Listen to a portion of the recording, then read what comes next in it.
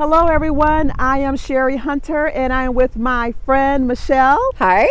Hi, everybody. We have some conversation about what it means to be daring to live.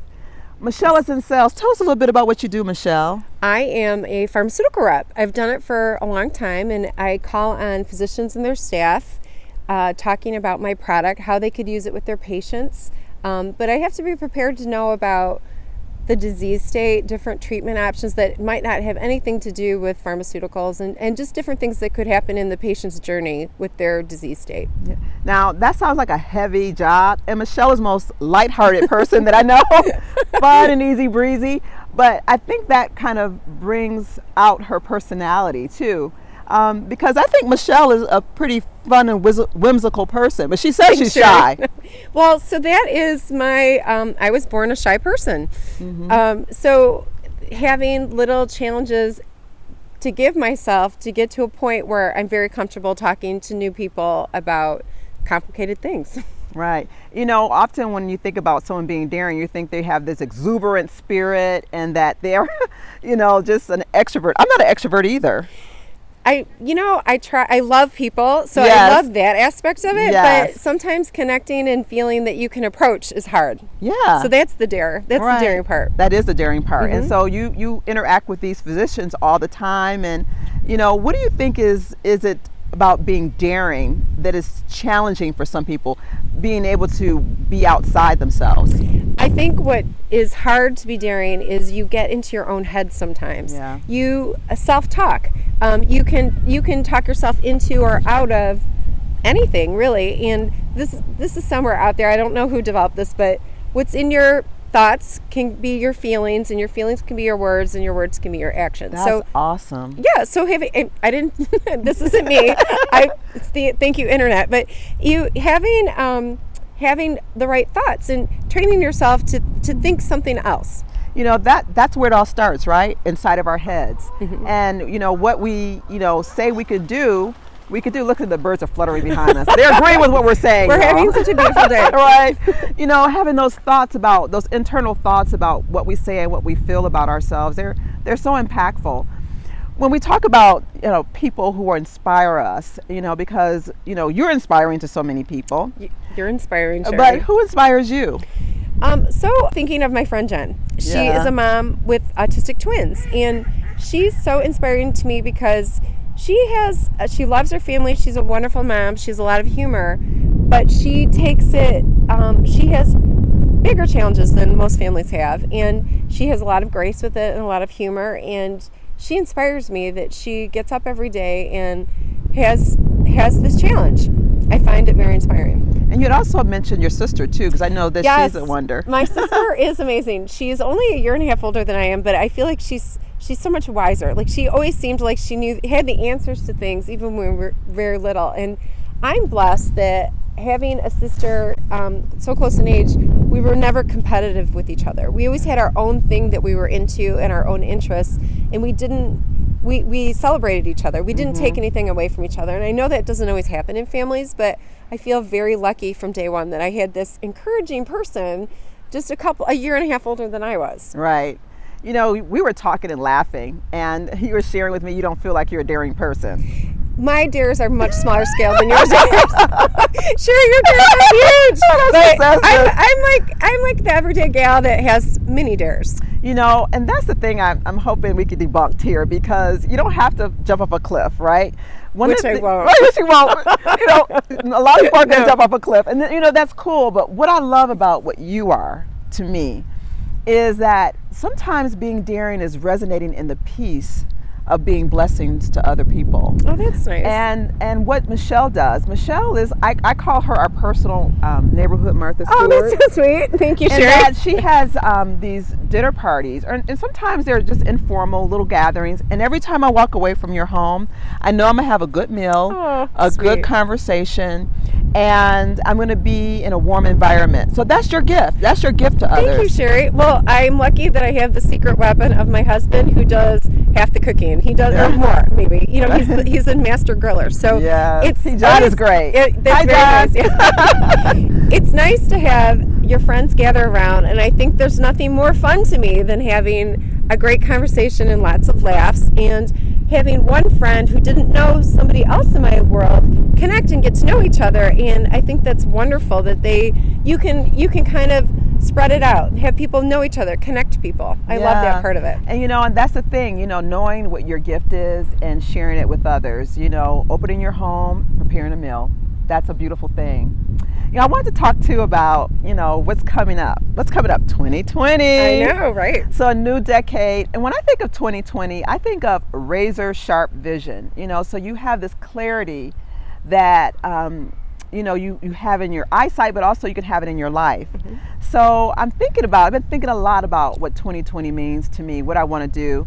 Have you given it some thought? I have, yes. Okay. This was inspired by my son's project. I have two boys, and my younger one needed to have some volunteer hours for a project that he was doing. And trying to seek out opportunities for him, talking to people that I would encounter and say, do you volunteer? What do you do? Tell me about what you do. Right. And it's a conversation that I think is a great conversation to have with friends instead of talking about some of the normal things, not normal, but like typical things that you usually talk about, everyday things. And so from this, we did find something for Tommy to do, but then I also found some things that I'm interested in doing that I would like to step out and participate more in. Sometimes it's something small, but it's a dare in a way because you don't know what's out there. You're trying to connect with people. You're trying to say, this is who I am. This is what I can offer. So that's what I'm looking to do. I found a couple things, and I'm interested in that. Good for you. Giving of yourself, giving of your time. That's so amazing. And I know that's your natural spirit. You're a giving person. Oh, that's sweet. One of the things I think so often when you're trying to think outside yourself is that you're so busy servicing other people that we don't always think about ourselves and what do we need, right? Mm-hmm. And so that's a good, way to kind of consider, what do I need? Have you given that some thought about, those things that kind of you need to do for yourself? Yes, and I'm sure my doctor would say the whole diet and exercise thing is what you need to do. Oh, all of us. Yes, and so I'm trying to step that up because that's health, and it's staying healthy and fit, longevity, being able to be more active. The hard part is giving up the food that I like. Right. But I'm not giving up chocolate. No, not my world either. Right? No, that's not a thing. Right. But that's something that I think I'm going to make sure that I'm taking better care of myself. Very good. When we talk about daring to live, it's such a challenge for some people. We're always like, okay, I know I want to do this. I know I need to exercise more. I know I need to, volunteer. I know I need to do all of these things. What are the reasons you think people just can't seem to get outside of their heads and do some things? I think that's exactly what you just said, the phrase outside of their heads. I think self-talk, like if you think something like, oh no, maybe I shouldn't do that, you can talk yourself into or out of anything, and that's like the first barrier. But also I think you need to sort of plan a little bit to get yourself to do it.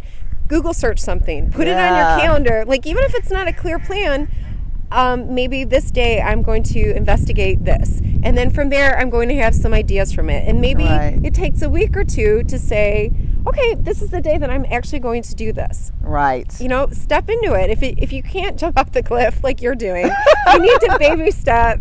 That could be a way. Right. Mm-hmm. I know that you're going through some changes too. You just sent a son off to college. Yes. Oh my goodness, how are you handling that?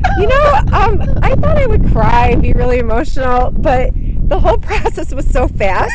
Right. I'm a Spartan. I know you're a Wolverine. Oh, well, so when I went to school there a million years ago, everyone came at the same time. It was not as organized. Now you have an appointed time. You come and it's super organized. It took like 20 minutes, and I have a boy, so he didn't want me to help organize anything, and it was over so fast.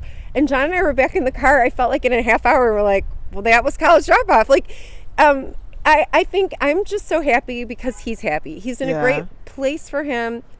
He's with a wonderful roommate. He's got some friends there. Like, awesome. So he's having such a good experience. So I'm very happy and content that he's having such a good experience. That's great. So what does this mean for you? Because pretty soon you will be an empty nester. Soon, I know. Have you given that thought? Because in the next decade, that's going to happen for you. I know. I did tell my husband we need some hobbies. We have 5 years before Tommy goes off to college.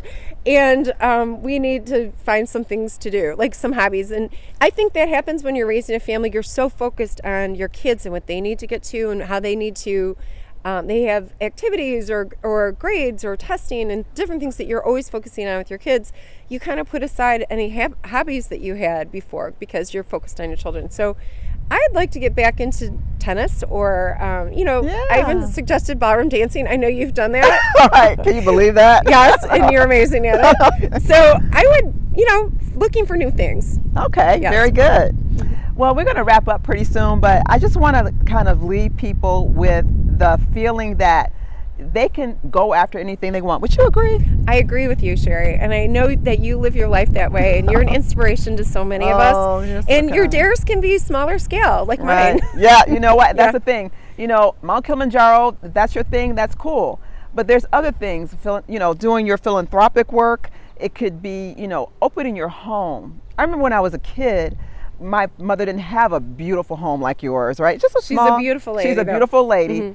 but she still opened her home. And I think that, we some of us have to get past the fact that you have to have a perfect home. Nothing's ever perfect. Nothing's ever perfect. No.